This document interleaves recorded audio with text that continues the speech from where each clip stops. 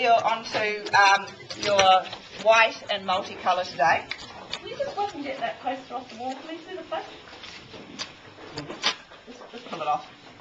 And so today you're actually going to put ink onto your card block. Now this is where you have to make sure that you've done your dry roller and your crayon rubbing. It's hard to go back because in the end this is going to be tacky. It will actually, even when the ink dries, it doesn't dry 100%. So if you try then and do an envelope around it, the paper's going to stick to it. So make sure that you've done all of the others before you go on to here. Alright, this is the multicolour onto black paper. And this is just basically a blending of colours inked onto the cardboard and then printed onto the black paper. But we're going to start with doing a plain white onto black paper. So what happens is your what would be light areas will end up being dark, and I actually think the white ink is really, really good. Okay, so what do you need to think about? This is only cardboard, okay? You need to be gentle with it.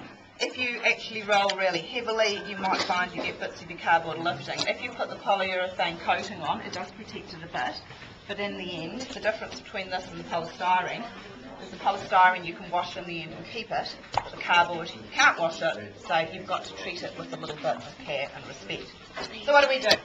Basically, you need quite a bit of ink, so we're back to making sure that you've got that lovely tacky sound. And you need to make sure you lift the roller up so that you get a good coating all the way around. We're using the phone books, so we keep the work areas clean. And basically, it's hard to see because you're putting white on white, or white on. It's a bit easier when you're working on the brown card. We're just coating the surface with the white ink. Now, if you find there's areas the roller can't get into, don't worry about it too much. You can, if you like, angle the roller so that you get a little bit in there. But in the end, make sure you've done one print before you decide if there's a bit that you think, oh, I missed that bit, I'll make a real point next time. I'm making sure I get some ink on that. Now, the black paper is not very absorbent, so you need a reasonable amount of ink, and you might find that your first one or two you don't do enough. See, that ink is already gone, look, the sound's gone, it hasn't got enough. So next person coming along will have to put more on. Okay, so hardly any pressure,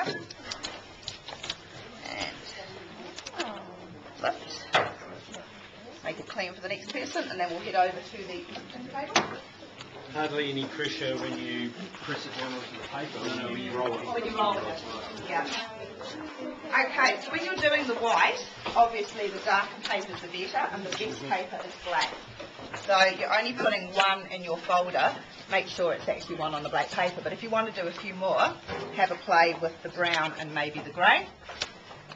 So, okay, we're turning it over so we're centering it. Pressing with the flat of the hand to make sure it sticks. Flat of the hand and over. Now you can smooth with your hand. Again, make sure it's flat. If you use your fingertips, you'll get little dots. So I'm rubbing with my hand, and then I'm going to use the roller to just apply the pressure. Remember, we want that nice sharp edge around the outside, so it's a good idea with your finger to rub around the outside because you can actually feel where the cardboard is. And if you want to check to see how it's looking,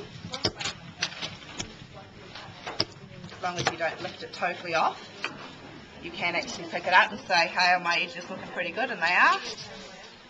Quick look on this side.